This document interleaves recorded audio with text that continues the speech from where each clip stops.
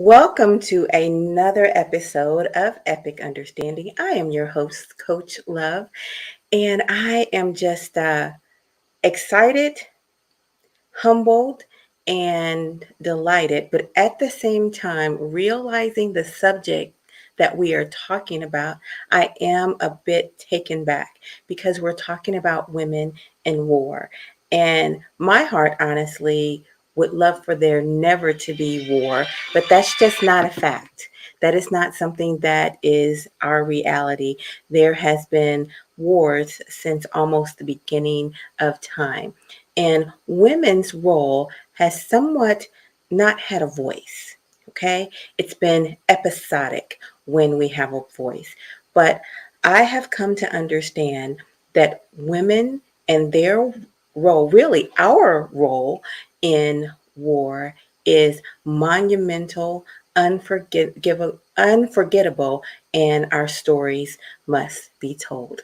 So that is why I have a wonderful panel of women here for with us tonight.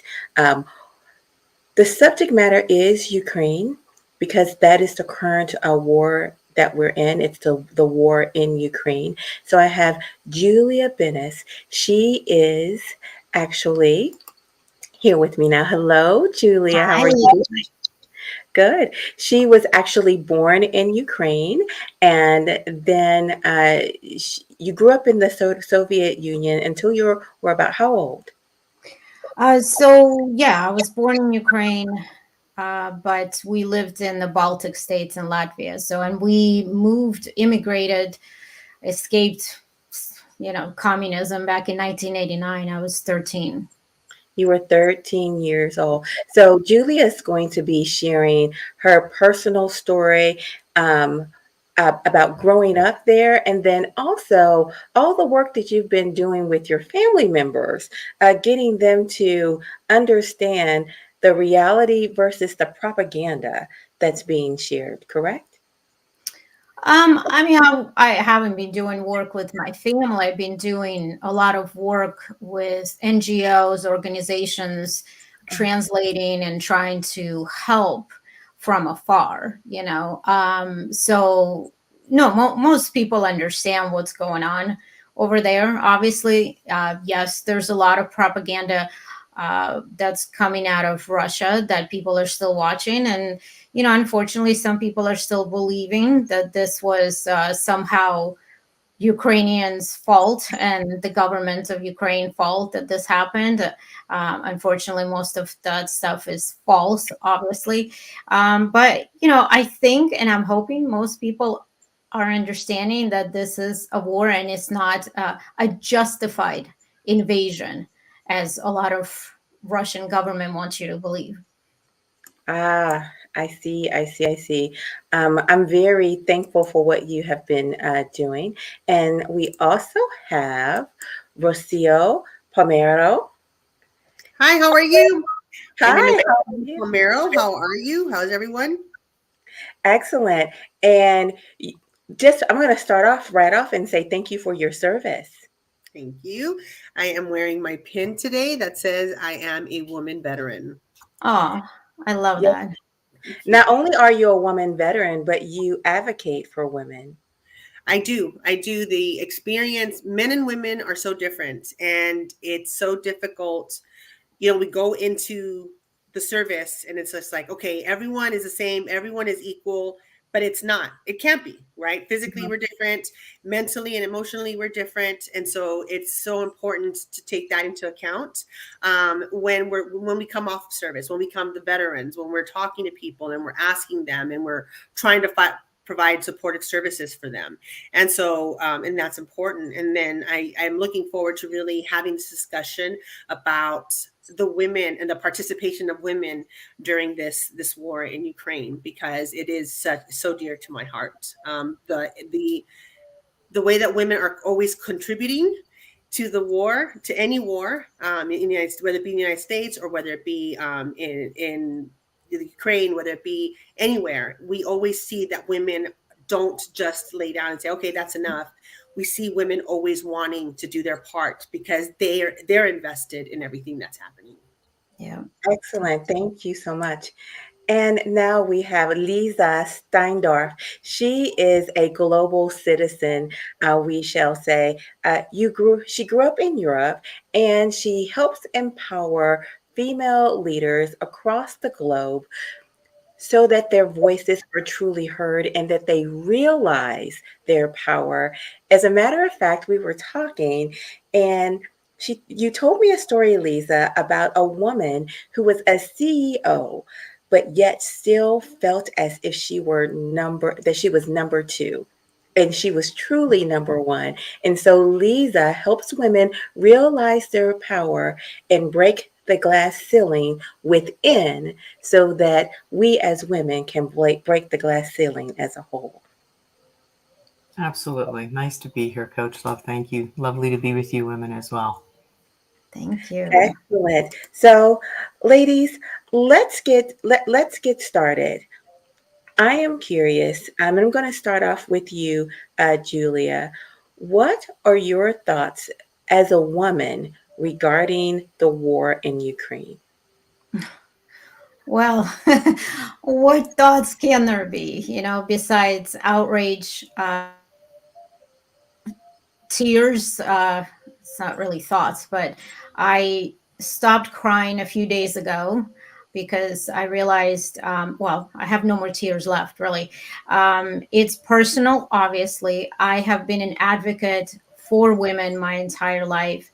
When we came to United States, like I said, I was 13, but when the collapse of Soviet Union happened all over Eastern Europe, what was happening was there was a lot of people obviously didn't have enough money, didn't have jobs, and women especially, were very resourceful. Girls, women, young women were looking for work outside of Eastern Europe. Well, of course, people will take advantage, and there was a lot of human trafficking coming strategically from Eastern Europe because these were women that didn't speak English. They would take their passports away and say, I'm holding it for you because, he's a man. Therefore, I'm just going to surrender and he knows what he's doing. They would bring them over. And when I heard about it, I was actually just out of high school. My parents don't even know this, and I'm hoping they're not listening. But I started going to motels with my boyfriend at the time, who was really a big guy, and basically trying to get these girls out. What I didn't realize is most of them are, drug lords and mafia, whatever, Russian, whatever you want to call them.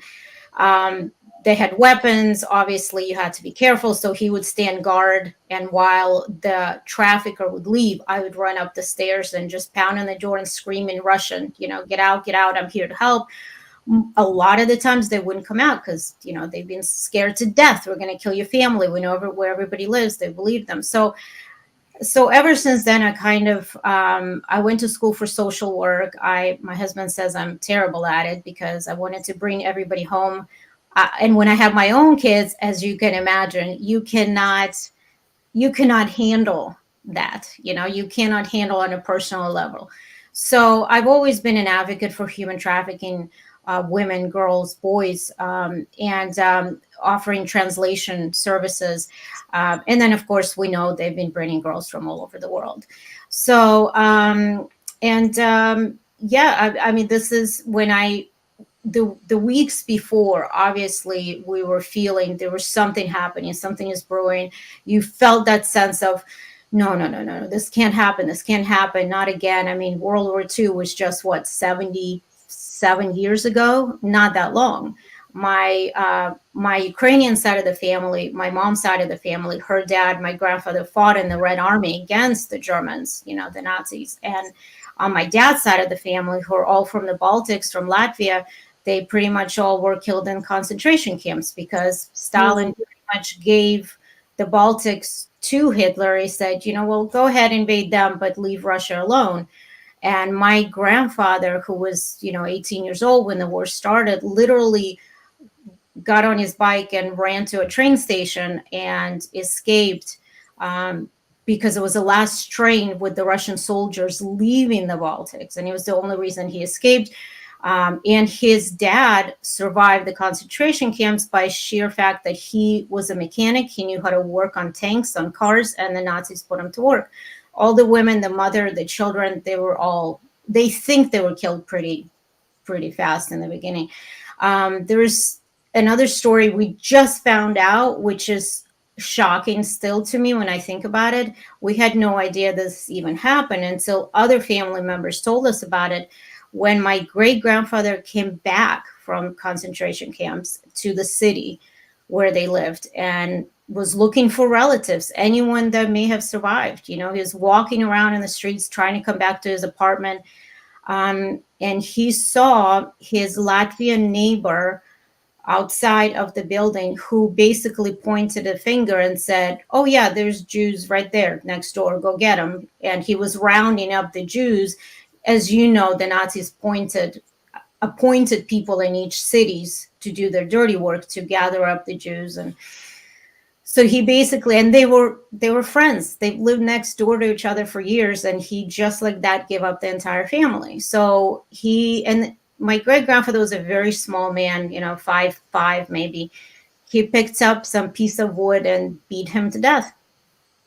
And so you're reading the story because this came from another relative, and you're like, oh my God. First of all, he killed a man. Second of all, hell yeah, I would have done the same thing. But at the same time, you're conflicted, right? Does one life justify killing another life, losing whatever you want to call it? So anyway, these stories still coming out because people did not talk about the horrors of war. They just shut down completely. None of my grandparents ever talked about it. So as we were watching this, and my aunt still has a brother there and his whole family.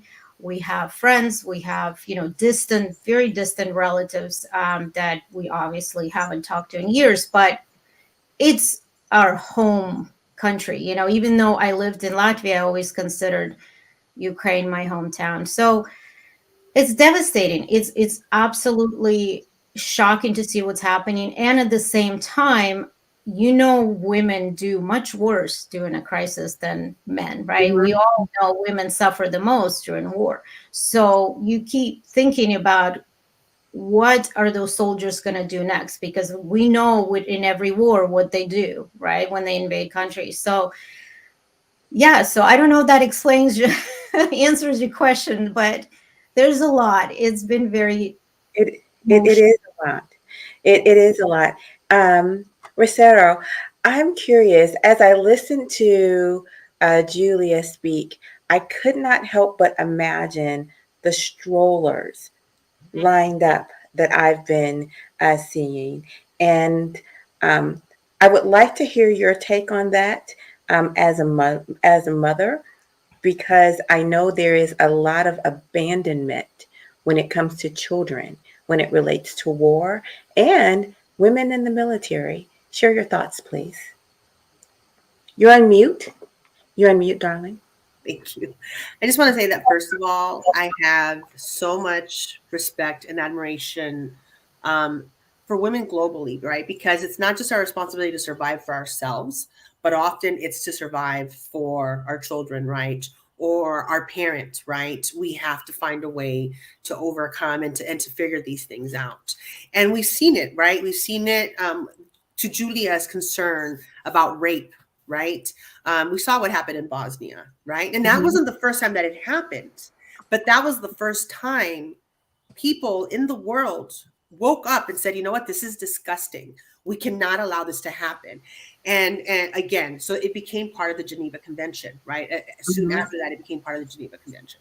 So we had all these men going off to war. We had all these men in these trials and everything else. And we hear all these stories that came out about raping, about murder, but we go back even further to the Holocaust. We know that Nazi soldiers would rape Jewish women in the streets. And I've seen pictures of women after it, right?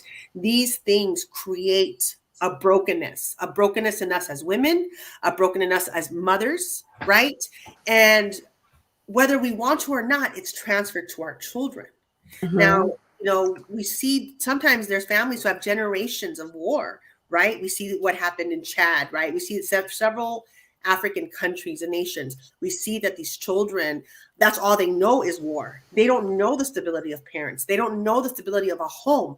All they know is war, because as young as 6 years old are being taken up and they're bearing arms. And so we think about Ukraine, and what I think about is, I remember when the Iron Curtain fell.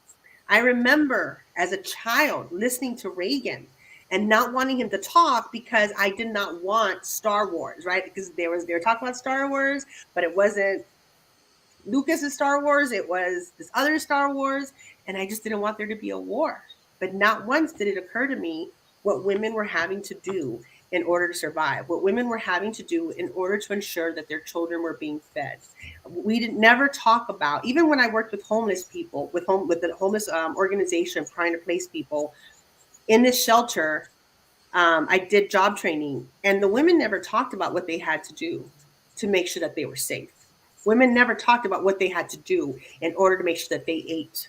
Women never talked about what they had to do in order to keep their addiction going. And we know now, and we talk about it more openly. It's still hard to talk about, but what is the one thing that we can always make profit off of is our sex, right? As long as there's people out there paying for it, that's how often women will be able to do that, right?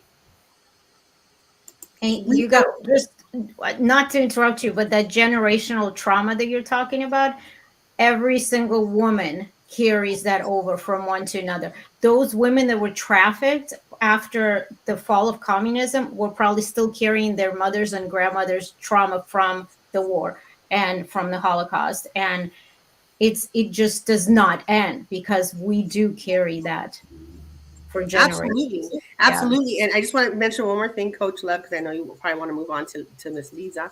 But there's a book written saying, when, I think it's called When the Body Remembers, right? You sit there and psychologically you're like, I'm fine. It's okay. It happened. It's in the past. But that's not true. It pops out. It pops out in issues with the organs, with circulation, depression, physics. Some immuno diseases are associated with that undealt with trauma. And we know that it happens. There's scientific proof, so you can't deny it. And so I see these strollers. And for me, that is that opportunity for a woman to say, you know what, this is all I can offer you, but this is all I have, and you can have it, right? That unity, because as a mother, do you really want to know that another mother cannot feed her child? Do you really want to know that mother was trying to escape and they caught her because her baby was too heavy? Do you know that one, she's exhausted. And we don't know how many kids somebody might have and have that baby, but being able to get just that one stroller and being able to say, okay, that's one less thing that I have to worry about. Because we as women, and especially as mothers, we always put ourselves last. We're constantly going without so that our babies can have. And that is the way your body is made. If you notice, there's pictures of people who had been kidnapped, or not kidnapped, people who were being held because they were like missionaries, and they were holding them hostage because they wouldn't leave. And there's this one picture I'm never going to forget of this woman. She was all skin and bones, but her baby's fat because somehow she was still able to breastfeed that baby. This is the way our bodies are made. So I just wanted to share that. Yeah. That is wonderful. And I actually have goosebumps going through my body just because I know how real this is. And I want you to know, we are not going to rush through these subjects. We are actually going to dig in the idea that women are submitting their bodies and having their sanctity taken away from them as a result of war. So we're going to definitely get into that. So we're just touching the surface on that particular issue. But Leeza, I want to talk with you because your expertise really points out women's ability to break past the trauma. And that is what you constantly work on women to do. That is what you empower women, I should say, to do. So what are some of the key traits that women have that allow them to rise above in situations such as this? I think one of our greatest strengths is something that we don't recognize ourselves, and that is that we are not men. Oh. And that may sound a little simplified, but quite honestly, and it took me many decades to really understand that. My father, actually, I was born at the Air Force Academy. My father is a military man. He's actually interred there. And he was in Vietnam. He came back with what they now call PTSD. At that time, they didn't have a name for it. And he brought back with him all of the rage and terror and horror of war. He would fly in and pick up into combat zones to pick up soldiers and bodies and so forth. And so I grew up in violence inflicted upon me by a person, a human, who does not have the capacity to really digest the atrocities of war, right? So the individuals, whether they are soldiers or civilians, we're not made emotionally, psychologically, spiritually to grasp that horror. And as Rocio was just mentioning, that book is wonderful. Body Keeps the Score. That trauma gets stored within our physical being, but also generationally. In my experience, it was passed on to me, quite literally, physically. And so it took me many decades and a lot of work, spiritual work, emotional work, also physical work too, and trauma work, to let that work itself out. So trauma is when it's so overwhelming, the body just can't deal with it, so it gets stored because we just don't know what to do with it. And that's why, as both ladies were just saying, is that women just march on it because that's what we need to do. But that doesn't go away; it gets stored. And so trauma work is incredibly important, both generational as well as individual and familial, to let that be visited in a safe situation where it can be healed. It can come to the surface and it can be processed. In my circumstances, it took me many decades to come to the understanding that that man who came back with all of that horror from the war was doing the best he could with what he had. What was powerful for me, in an answer to your question, Coach Love, is that I recognized that the most healing experience was when I allowed myself to be female in that. Because my father wanted boys and he was all male. And so he raised us that way. And I identified, really, now it's a term to identify as male, but my identity was very masculine. And what I recognized then as being a female, the strength in that, the fierceness, the beauty, the depth, the commitment, the tenacity, right? And that was even before I had children.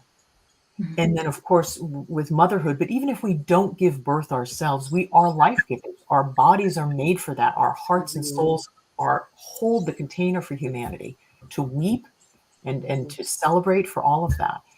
And so I feel that the strength that we have is in our feminine power, not as opposed to men, not as opposed to the masculine, but as a complement. We need all of it. We need the very best of what the masculine can offer this world.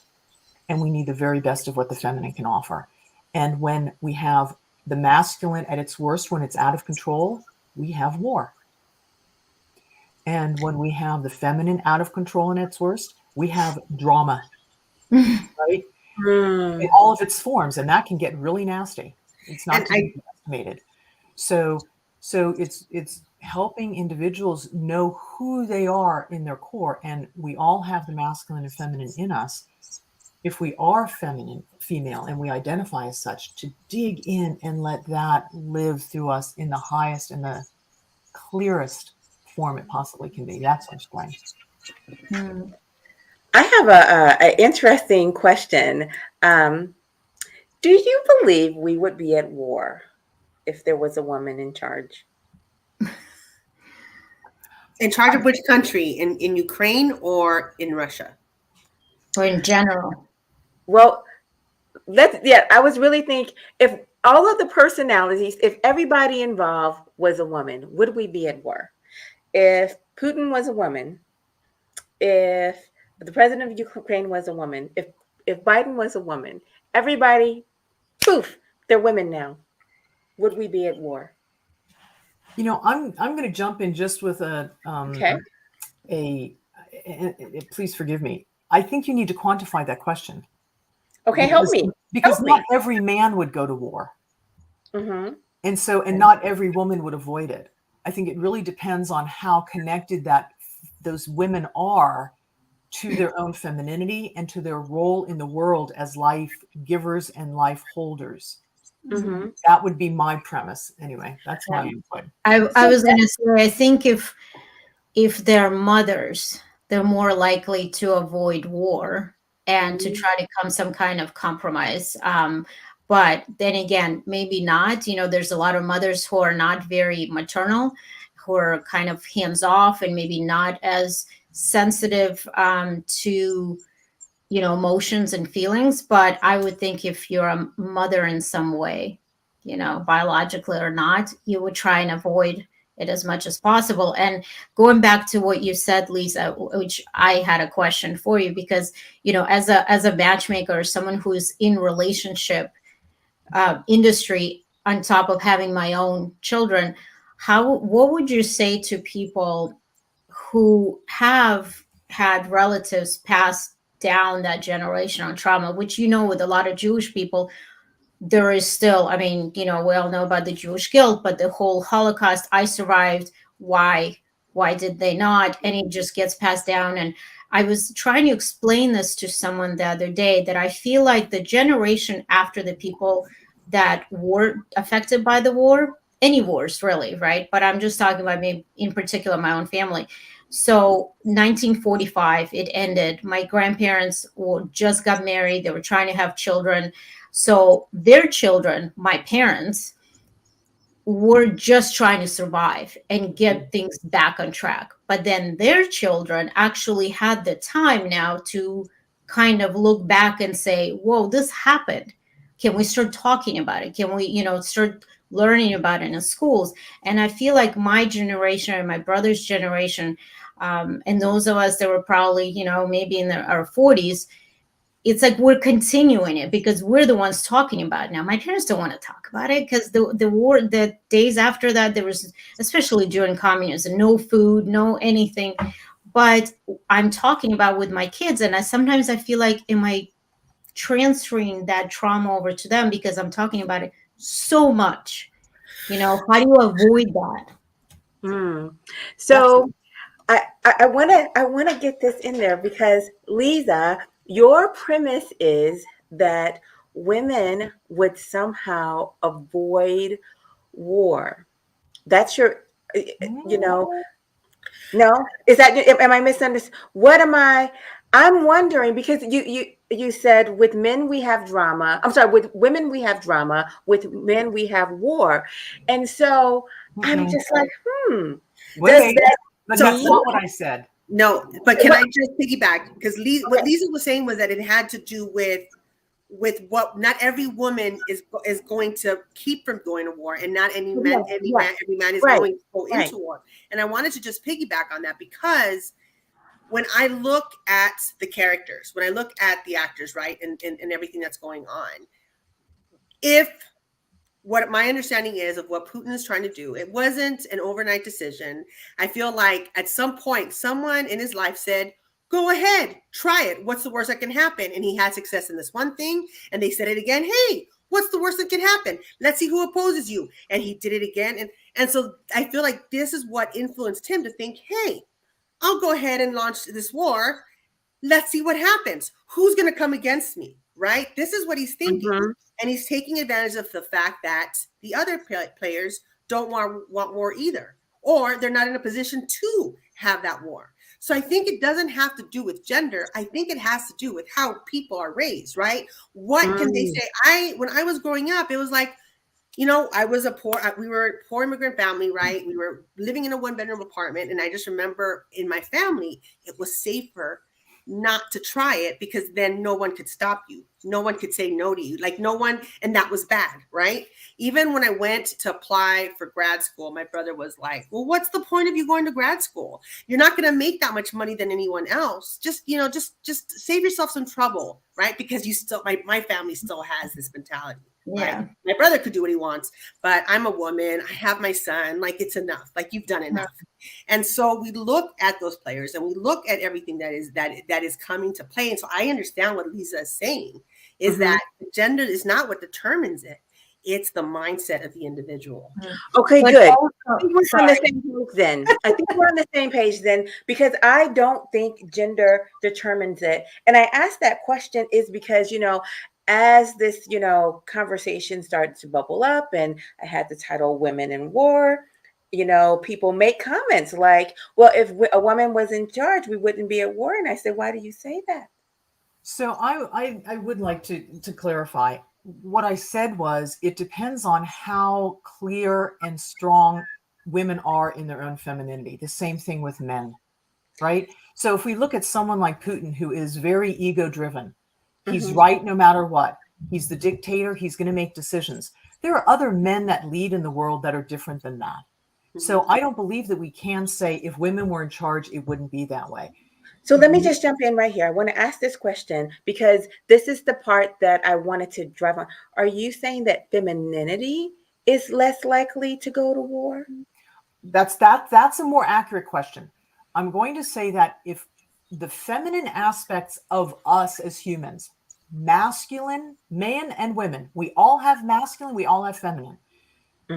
When some of the attributes of the feminine are connection, nurturing, communication. Those are female attributes receiving. If we have those in the forefront, if there's a conflict, speaking as a mediator now, if there's a conflict and I want to understand, if I want to make sure that everybody involved is going to be heard, if I want to make sure that life and connection is going to be promoted, community, which is what our tribal roots is about. If that's in the forefront and those are feminine attributes, it doesn't mean it has to be a woman. If those are in the forefront, we would not come to war. We would have communication. And I'll share something with you. When the European explorers came to the continent of what is now known as the United States, North America, when they hit the shores here, they wanted to speak to the leaders of the indigenous people who populated this continent. They were mostly women. They were matriarchal, especially on the eastern seaboard. Most of the tribes on the eastern seaboard were matriarchal and matrilineage. So the women led, and the women were the property owners, and the children and the lineage went through the mother's line. The Europeans wanted to talk to the leaders, so the women came because they were the leaders. And the Europeans said, "We don't want your women. We want your leaders." So what happened? They sent their warriors. Because their warriors were male, but they were not the people who had the understanding of how do we keep peace, how do we promote, how do we continue to hunt and gather, how do we do our crops, how do we raise our children, how do we make sure that we're in integration with one another and in good relations with each other. Those are feminine attributes, but not only women carry them. So I definitely see that. And that really is the question that I should have asked. But at the same time, those are wonderful things, right? I love all those things. Why are we calling those feminine? I'm just curious. Why are those attributes labeled as feminine? There are forces in the world, the yin and the yang. There are different energies. There's even in electronics and physics, there are opposing forces or complementary forces, and they're needed to give each other that energy to make something thrive. So we may connect it with woman or man, but they're aspects that create a whole, right? And in a plant, whether it's the trunk or the leaves, right, or the earth and the water, whatever we want to look at, they're complementing elements. And so if we come back to the war, if we would look at how are we going to communicate, how are we going to actually work with one another? One of the important things about what's happening right now is that social media and media in general is getting through. The Russian people and the Ukrainian people, the actual people, not the soldiers, they're suffering. They're being killed, or they're being they're having their resources taken away. There are women and children in Russia, just like there are in the Ukraine. The humans on the ground are the ones that suffer, the civilians. But what's happening now is because they're starting to understand, wait a minute, what are all those people, all those egos deciding on what's going to happen and who's going to own what? Why are they deciding about how whether my child gets fed tomorrow morning or whether we're safe when we go to bed tonight? And media is starting to get that message across, and people are rising up and saying, hey, wait a minute, we're not okay with what's going on. And that's something of the 21st century that we didn't have back in the Second World War and wars previously. You gave us a lot to unpack there, but this is Ing, and he is pointing out the sense that I have. Men feel downgraded when you call them feminine, but it sounds to me that femininity may be the missing ingredient at the table. So I just want to point out to you, I understand why you would feel that femininity is a derogatory term. But if you look at it, we have, what Leeza is saying is that we have feminine traits and masculine traits. And I grew up with that, right? Like, why was I playing softball? Why did I play volleyball? Why did I go in the military? That's what boys do, but that's a cultural thing. We've implemented that. We've said to someone, you know what? Being called a girl is bad. Well, yeah, okay, I understand. If you're a boy and you don't want to be called a girl, yes, that is bad. But the truth of the matter is that we have feminine traits, we have masculine traits, right? But and also, I mean, if you look at the science, we all have some testosterone and some estrogen, right? That's just the way our bodies are made. So maybe if we look and start trying to change and address what at the essence of everything it is, we'll see and we'll be able to notice that, well, maybe this is. I have guy friends who are such good girl dads, right? They're sensitive. They'll play in the kitchen. Let's have tea time. There's nothing wrong with that. I used to love playing trucks with my son. I wanted to play trucks when I was little, but because I was a girl, I was told I'm not supposed to play with trucks. Well, guess what? Right. We discovered that when children play with toys that have wheels, it helps to stimulate the part of the brain that does math. Right. So here they were hindering me all my life. They were trying to set me up to fail. Not every play with trucks. And all the boys get to go and become mathematicians and engineers, and the girls never had the opportunity to even be near those things that will teach them, you know.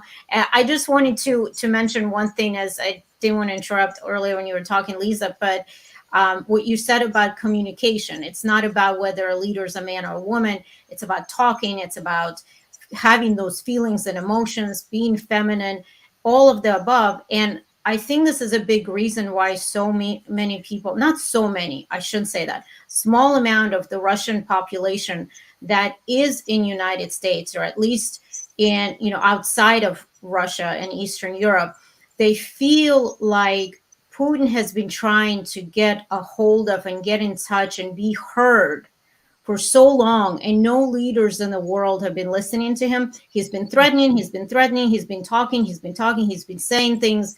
No, I'm not justifying at all. I'm just saying this is what the Russian communities have been saying. And in a way, they're right. Yes, nobody is listening to him because everyone's kind of done to him what they did to Trump. Oh, he's just a crazy old man. He's just a crazy egomaniac, whatever, But they should be listening, because this is what an egomaniac will do. And yes, his feelings are hurt. And what do men do when their feelings are hurt? Let's go and hurt somebody. Let's go and, and yeah, you're right. If it was a female that had the same type of temperament and the same type of emotions, maybe she would have done the same thing.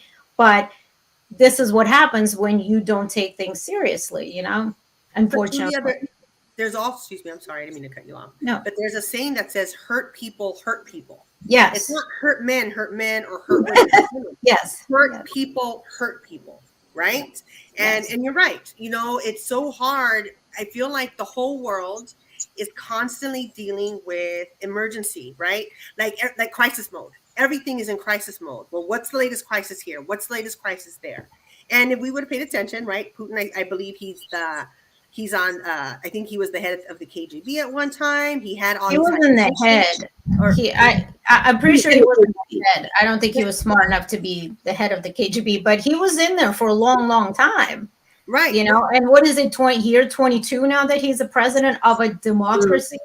But my favorite thing that's come out right prior, if there is one thing that's come out, there was a woman who did a TikTok, and she was talking about Putin, Russia being almost an abusive. It was an abusive relationship where he was the one sitting outside the door waiting. Oh, I'm not going to do anything. I'm not going to do anything. And then next thing you know, he attacks. And there was more than one comparison to that being an abusive relationship, right? An unhealthy relationship where you're scared, right? And I thought that was such an interesting metaphor for what was happening there, right? Knowing full well, we sit there and we look at the war, and a lot of people, the first thing I'm thinking about is money. The second thing I'm thinking about is world safety. The third thing I was thinking about, unfortunately, was the effect on women and children, how that's breaking up the home, and how generations are going to be recovering from all of these things. And it's just like, wait a second, sir. Excuse me, sir. Did you really not take into consideration? Like, nobody's thinking. He was not able to think past this place of how this is going to affect all of these people, right? He doesn't care. He couldn't care less. And the fact that what he's done to his own economy, how badly, I was having this conversation with my parents, how badly was Russia affected by World War II? How long it took them to get up on their feet? They were still, before this happened, they were still 20 years behind most countries. You know, we still had no microwaves in the 80s and 90s. We still didn't have dishwashers. We didn't have any. We came to America in 1989. It was the first time I've seen a microwave. I didn't even know what the hell that thing was. I didn't know what a banana was. We didn't even see. And now they're going to be set back again. They were never fully recovered from the last war. So to what you were saying, to your point, not only was he not thinking about how far it's going to set back the people emotionally, but people are going to start leaving. I mean, the good thing that happened, you know, over 3 million refugees left Ukraine now. I think what really happened, and I know that this is what most of them were thinking. As soon as something started happening, sirens, first bomb, oh, hell no, I'm out of here. I'm not doing this again. My mom went through this. My grandma went through this. They pick up their kids and their pets and they're out. I think that was the best thing of how many people left. But over 3 million refugees. And yes, there's been a lot of talk about how there were a lot of African students and people from Syria, people from Afghanistan that fled that war and went, and they weren't being let out of the borders, which I was bawling just thinking about that. But yes, there's a lot of racism in Eastern Europe. I'll be the first to admit. I didn't see a person of color till I was 13 years old. And I write about it in my book, which is, it's a funny book, but I write about the fact that I saw an Indian man, I believe, for the first time. And I think I went up to him and started rubbing his arm for a minute. And he looked at me like, what the hell are you doing? She looked at my mom like, get your child. Because I've never seen one. You know, I've never seen anyone darker than me. So, and with that, the unknown, the racism, the ununderstanding, the ignorance, and it's awful what's happening on the border. I really hope that they fix that problem, as they said, you know. You know what? I don't know if that will be fixed in our generation. Just to be honest. And I find it remarkable that so many people forget that there were Black people who were part of Russia, even at the establishment of Russia. But people, I mean, that's not readily talked about, and it's really forgotten. What do you mean establishment? What do you mean by that? I mean, I'm trying to remember his name, but one of the most renowned kings of Russia was a Black man. So you were talking about, I mean, I don't know if it was the establishment of Russia, but yeah, there were students. There were students in one of the biggest universities in St. Petersburg, Leningrad, wherever it was, you know.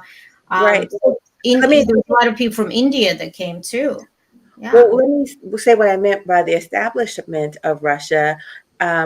Russia in the beginning was not necessarily about race itself. It was about belief, from what I've studied. So it was about belief. So there were people who looked like me or were much darker than me who had that belief system. You're talking But about communism, or what do you mean? no, no, no, I mean about the political system and the religious system that established Russia to be that Monarch? established. No, not just no. It had a lot to do with religious your religion and the type of God and the type of and the type of political system. So I've been reading up on these things so I can get a better understanding of how everything came together. And there's a lot of information out there. What I think is, and I mean, Julia, clearly you have a broader perspective, and also you, Rocio, from where you've been all over the world. In this culture, anyway, in the United States of America, if we want to call it culture, because there's so many subcultures, so let's just say society. Right. There's very little understanding of the centuries, if not millennia, of history that these regions have, right? If you look at the Ukraine and Russia, it goes way before the Soviet Union and then before that. And it's the same thing in the Middle East. Or if you look also in Central Europe with the First World War and the Second World War, and why all those borders were shifting and changing. And it's about power and economics, and it's about religion and who's got the right one, right? And so all those things are in play, and people in this society, in the United States at least, there's not been, except for Pearl Harbor and the own Civil War, there's not been war on these shores.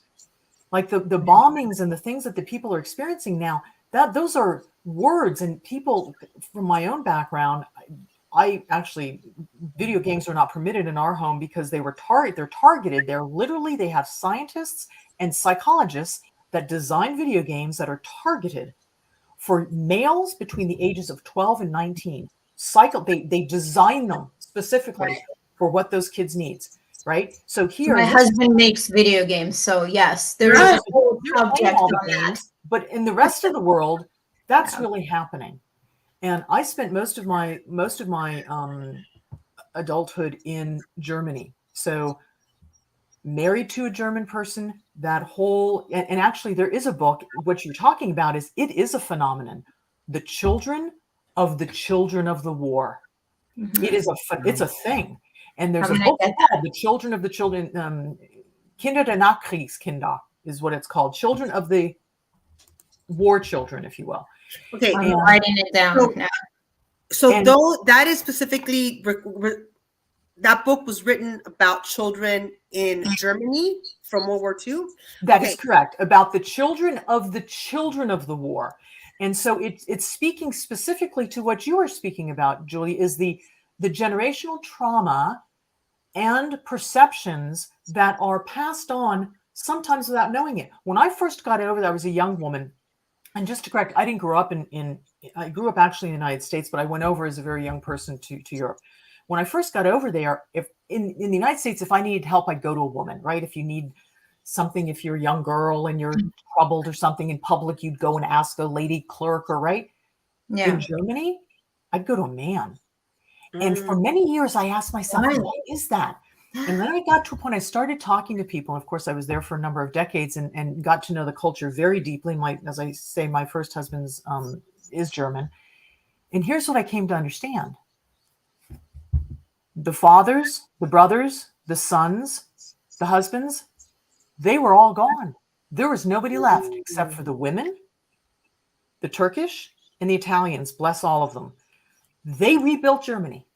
Mm-hmm. So you have a generation of women who had to do all the work, not only of raising their children and taking care of things, but they had to rebuild that whole country. And so that was one generation, but then you come to the next generation and the German women, bless them, they are tough cookies, boy, right? They get it done. Not the often, and you can't generalize the whole culture, but German women are strong because they've had to be. And you look at any war-torn country and you're going to find the same thing with the women, because they're the ones that are left literally holding the bag, that have not only gone through the abuse and the atrocities of war, but then they're the ones left to build it, because the men they've been decimated or they're traumatized, right? So it continues on and it continues on and continues on until we do step in, we do our own personal work and we do our cultural work to heal. We have the reconciliation that's necessary. So I wanted to just address what Coach Love was saying, right? She was indicating the Afro-Russians, right? I think in 2009, they did a survey and there was like 50,000 Afro-Russians in Russia, right? But what nobody's talking about, and this is another point that came up early in the Russia-Ukraine, war, was that we are sitting here, everybody's opening up their doors to the refugees from Ukraine. But for how many years were people turning away refugees from African nations, and the atrocities that happened in African nations, I think they hurt me so much more. Oh, I don't want to cry, because no one's paying attention. No one is saying, you know what, there's something wrong when somebody's sending or kidnapping a 6-year-old to go kill someone else. Yeah. Nobody's saying anything when a young boy is being told to have sex with his mother or else he's going to get beheaded. No one is talking about that. No one is saying anything. So I am so happy to see in this world that there's so many nations opening up their doors to refugees in need, children, families in need, right? But let's not forget that Europe does not have the cornerstone on that. We have to look at all these other countries where this has been happening for so many years. And there were some countries that did open up. My understanding is that China also had a lot of refugees from African nations. But the minute that COVID hit, these people were having their businesses taken away. I've only saw one article written on that. Businesses were taken away, they were being kicked out, and they were being kicked out of the country. That's it. You ran away from one country, you came here, everything was all good, everybody's getting sick now, so it's time for you to go. I don't even know what happened to these people. So I just want to make sure that we don't just talk about one generation. We have generations in these African nations, 2 going on 3 generations, that have never known what it's like to be a father, who don't know what it's like to have a father, who were often conceived out of rape, where their mothers were marked so that no other man would ever want them because they had had sex with the enemy. These things are atrocious. And if we're going to sit there and be sympathetic and be all like, let's help refugees, let's do something. Let's just not pick and choose who we're going to. Yeah, I agree. You address something that's really incredibly deep and real, and nobody likes to talk about the big elephant in the room, and that is, why do we pay attention to certain wars and skirmishes and not others? Yes. And it's not humanitarian, right? NATO has put weapons now or protection in Poland and Romania. Putin wants to make sure that NATO is not going to be anywhere affiliated with Ukraine, right? There's defensiveness there going on. If you look at the African nations, there are no resources there. There's no nuclear weapons there, right? There's no global interest there for the powers that be. And it's sad as can be. And that is a conversation that needs to be had. Absolutely. Right. Well, as you know, we take it there here on Epic Understanding.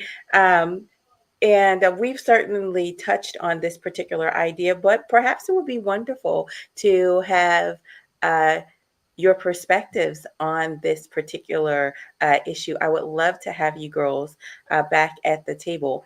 Now, we are rounding up on about an hour. Not that we're at all done with this subject matter. We are truly just getting started. But some of my girls have a hard stop. So I'm just doing a pulse check here. Who can stay for another 10 minutes or so, and who has to leave? Just checking. I can stay for another 10 minutes. I can do that. Okay. I'll make it 5.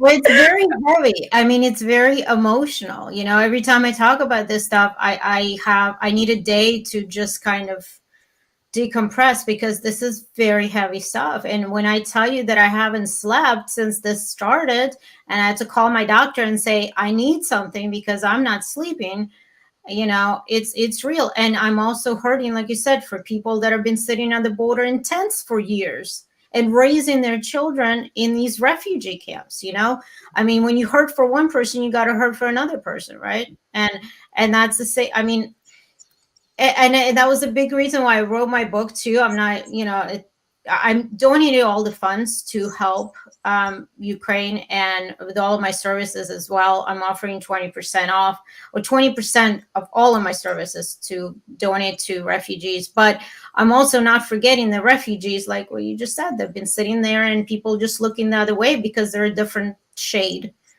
you know, different color.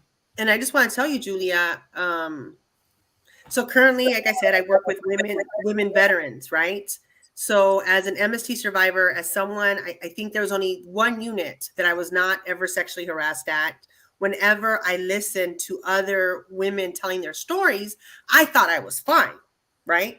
And then my dentist showed me my teeth in the year and a half that I've been working, that they were chipped and they were ground.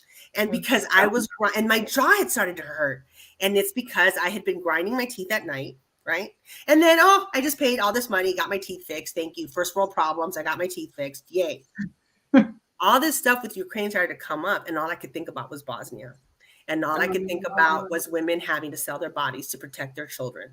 And all I could think about is, like, what is this woman who got caught on the wrong side? Her timing was awful. Mm-hmm. What is she going to have to do to feed her kids? Yeah. Right? In Syria, Afghanistan.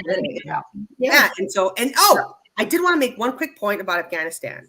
When I was attending community college, like 500 years ago, there was our professor had talked about a woman who had predicted that if we continue to take away the rights of women in Afghanistan, we needed to pay attention to that, because it was going to create an issue, and it was going to have a rise in an oppressive regime. And everybody told her to be quiet. She didn't know what she was talking about, blah, blah, blah. Well, guess what? She was right. And that's one of the things that really propelled the Taliban. You continue to take the rights of one group of people, and not just because they were women opposed to men, but it was what women were bringing forward, to the point that Leeza was making. I forgot. I just remembered right now. And I wanted to make sure that we were aware that we need to pay attention.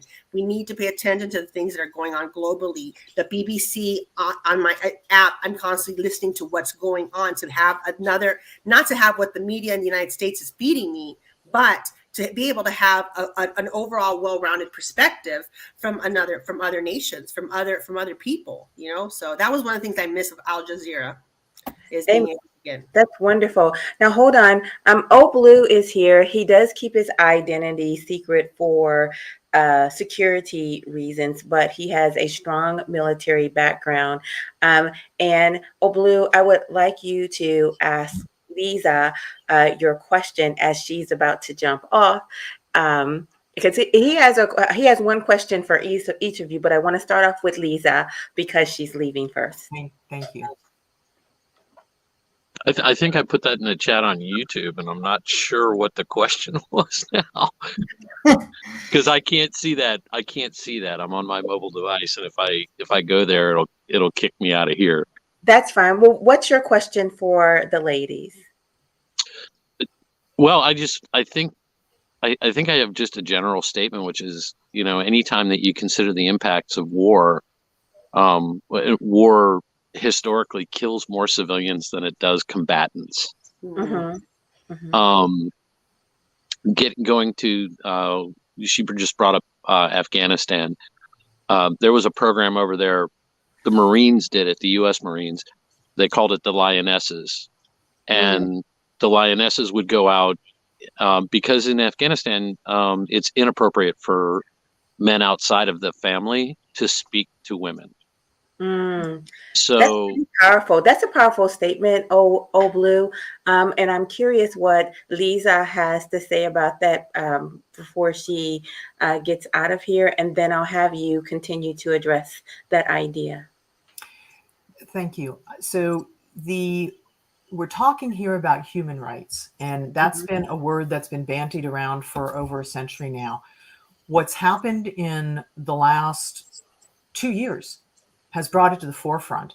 And Mhm. I'd like to come back to not only what you just spoke about, Old Blue, but also the comments about women not being heard and the women in Afghanistan.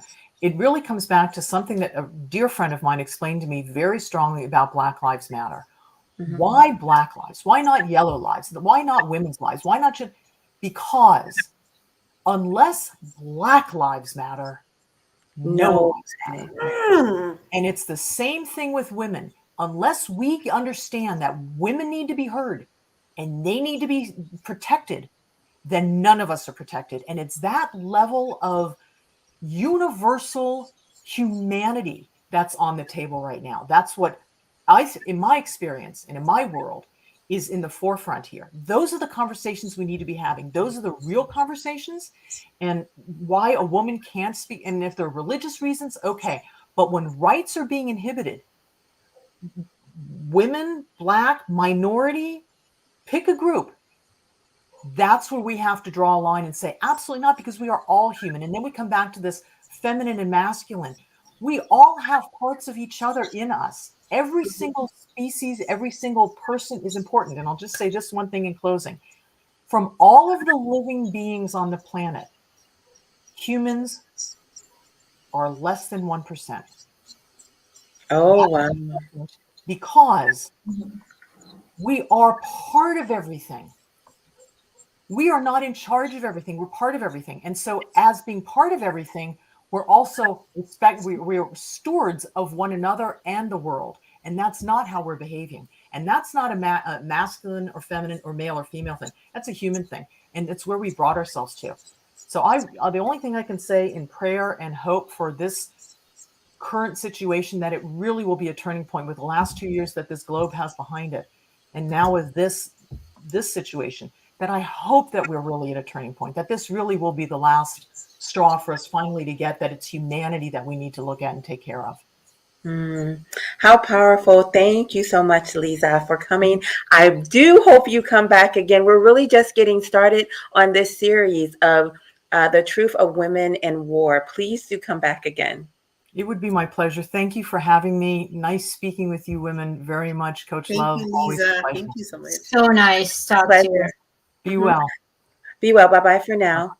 I just wanted to say exactly what Leeza was saying about women's rights being taken away. Unfortunately, women's rights get taken away because of religion. Every religion has done it under, well, it's because it's in this book, or it's in this, look, it says here in our book of worship, look, it says here the woman shouldn't be doing this, this, and that.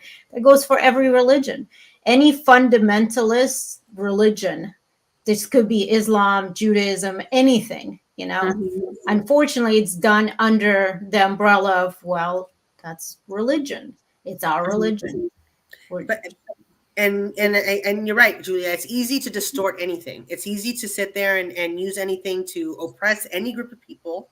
But that's why and justify your poor actions. Anyone can do that, right? We all know who did it when we were little. There was 3 of us in my household. We all would sit there and be like, well, didn't you say this? And didn't you say that? But I wanted to go back to what Leeza said. It was one thing that I heard someone say a while back. Human rights issues or women's issues are human rights issues, right? And that is one of those things that we have to always remember whenever one group is oppressed. Like, we're not free as long as one group is being oppressed.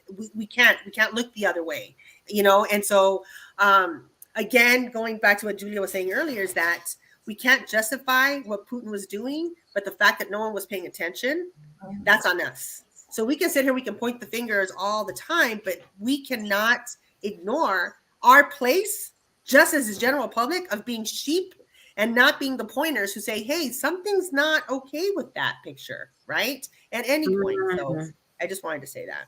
Yeah. Oh, beautiful, beautiful, beautifully put. Oh, Blue, I think you were trying to make a point about the lioness. Yeah, actually, the Lioness program that the Marines started, the reason they developed that program was because they understood that they were missing the input, the viewpoints of 50% of the population in the areas that they were trying to help. So when you're asking somebody, when you're asking a group of people, when you're trying to deconflict an area, and you know that there are grievances there, grievances that are apparently worth violence, right? Physical violence. And so when you're trying to deconflict an area, whether it's a small area or, an area the size of Ukraine and Russia, their culture, a man couldn't speak. And that's just by respecting their culture, they came up with a different way of seeking that input. And that was through the lionesses. So they found different types of problems that they didn't realize it existed because the men weren't talking about them. And the only people that we were allowed to talk to were the men. So getting that what we came to realize was that men run things outside of the compound, the family compound, called a kalat. It's literally got a wall around it and a gate. And each one is a separate family union, sometimes several generations. But we came to realize that very often the men ran what happened outside of the compound. The women ran the compound. They ran the family.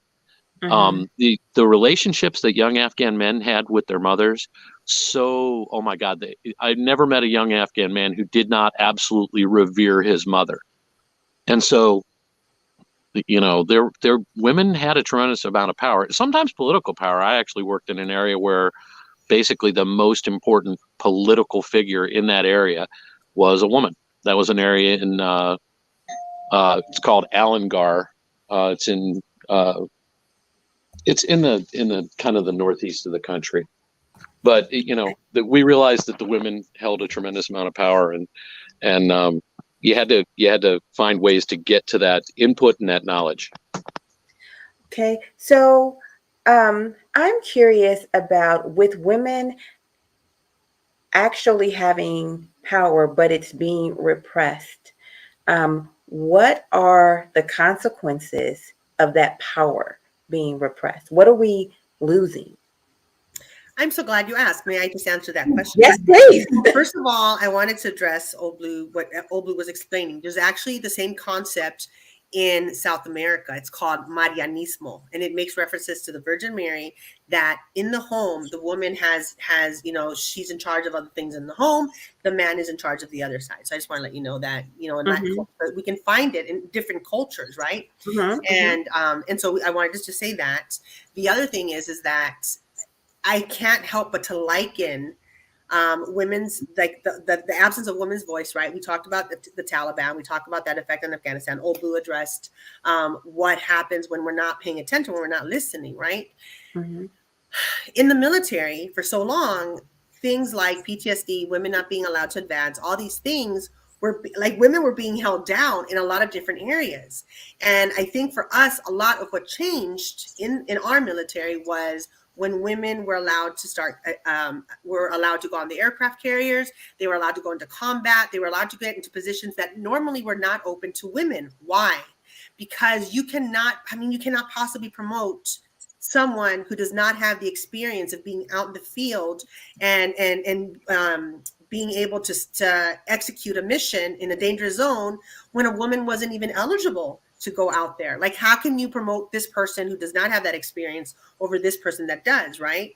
And so now that's why we're seeing these admirals, we're seeing the head of West Point, we're seeing all these leaders in the military, and we're seeing things being addressed that were never addressed before, because now we have that voice. Looking back, we had all these women in Afghanistan before the Taliban took Afghanistan back over in August. We had women who were mayors. We had women going to university again. We had women having a voice, and they were doing such amazing things in their cultures, in their little small towns, you know. And to hear, once the Taliban took over, the fall of Kabul, to hear women saying, mayors, elected officials, people who were put in power by men and women of their community, having to hear that they were sitting there waiting to be kidnapped because they knew that it was just a matter of time before they were going to get kidnapped, tortured probably, and murdered, right? Oh We my see the goodness. difference when we listen to all voices, when we're able to take these things into consideration and apply, because we all have blind spots. I have someone I'm working with. We work on many projects together, and one of the reasons she and I are so good is because we catch each other's blind spots. That's been two people, right, with certain projects. Imagine communities, imagine countries, imagine when you're able to hear all the voices and consider all these things, you are able to make the world a better place, hopefully. But when you just keep one section out, even if it's a small section, it everything else is unstable, right? It adds instability. I think Julia can really speak to this because I think constantly as a matchmaker, you are constantly looking at balance, balance, balance, balance, balance. Well, I mean, people come to me, and first of all, most people that come to me are not ready to be matched at all. Okay. Okay. Let me just say that. And unfortunately, people think they know better, right? So the same goes for world leaders, the same goes for people in power. And unfortunately, men that think they know what's best and they know everything. And I have harder time with male clients than I do with female clients, because we seem to be, and again, I don't want to generalize, but it seems that women are more open to not just criticism, but to be growing, to be educated, to learn something that they may not have seen before, like what you were just talking about, to, maybe I didn't even notice that I was doing this or putting this out there on a date or this or that. With men, it's very quick. It's so funny. I just saw a couple of my girlfriends the other night, and we were talking about this. They said, well, what do they say if you tell them, well, you were wrong, you shouldn't have done this, let's do this, let's do that? And they say, well, thank you for your opinion, but you're wrong. And then they're uncoachable, they're unmatchable. And this is the unfortunate part of life, is that most people are not ready to hear what they don't want to hear. And that goes for everything in life. Mm. Relationships, everything. Yeah. I definitely agree with you. Oh my goodness, we are just scratching the surface. I'm so thankful that this is going to be a series, right? The truth of women and war. So I'm so thankful this is going to be a series. I'm thankful that the audience have taken the time to invest themselves in this subject matter and really get energized about it. And I'm very thankful for my guests today. You guys have been phenomenal, absolutely phenomenal, blew my mind. Stick around as we wrap it up. At the and the after show for just a minute, but for now we must say goodbye. I just can't thank you enough, audience, for all that you do. If you haven't already, please like, share, and most of all, subscribe. Bye bye for now. You are amazing. Thank you.